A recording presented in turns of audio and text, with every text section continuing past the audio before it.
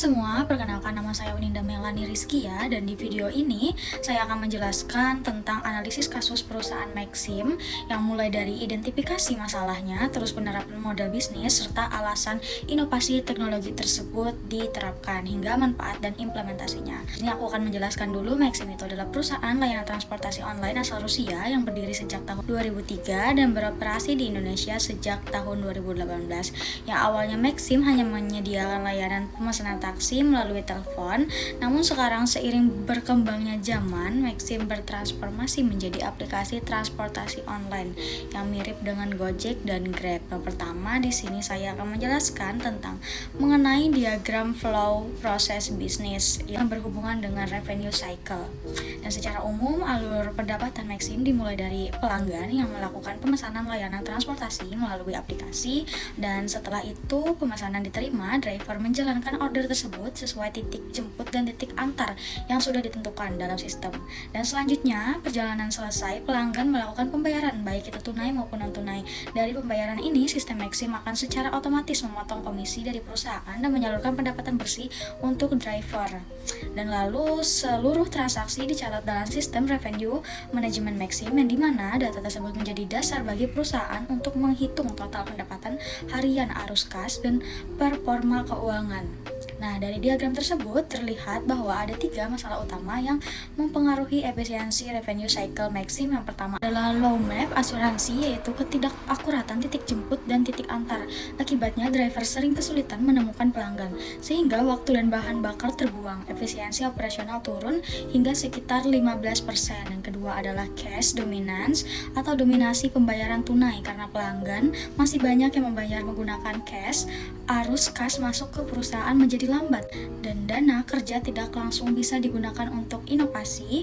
Ini disebut sebagai slow cash flow.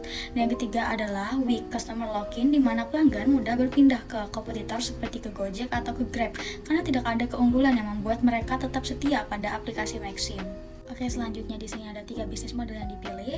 Saya akan memilih 3 pola dari 5 winning bisnis model yang paling relevan untuk Maxim, yaitu yang pertama saya pilih cash machine atau acceleran cash flow, itu mempercepat arus kas dengan menerapkan pembayaran non tunai seperti kris agar dana cepat masuk. Yang kedua ada pay per use, yaitu layanan cost struktur, hanya membayar layanan peta saat digunakan sehingga biaya jadi lebih efisien. Selanjutnya ada lock-in atau crowdsourcing data ownership, yaitu menggabungkan loyalitas pelanggan dengan pengumpulan data dari driver untuk meningkatkan akuransi peta. Dengan ketiga strategi ini, Maxim bisa mempercepat pendapatan, menekan biaya, dan memperkuat loyalitas pelanggan. Yang ketiga, alasan Maxim melakukan inovasi.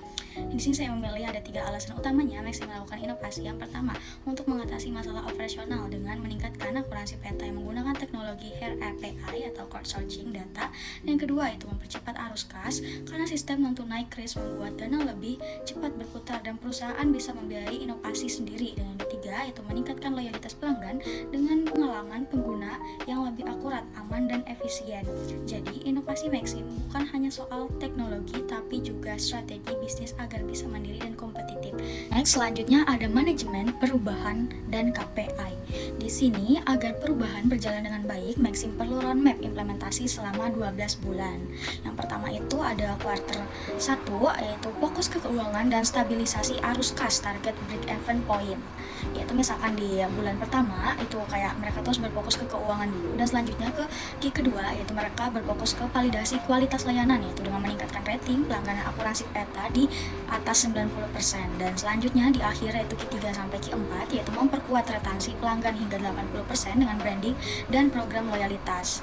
Selanjutnya KPI-nya meliputi peningkatan pembayaran non tunai di atas 30%, dan akurasi peta sekitar 95%, dan pertumbuhan order bulanan mencapai 25%.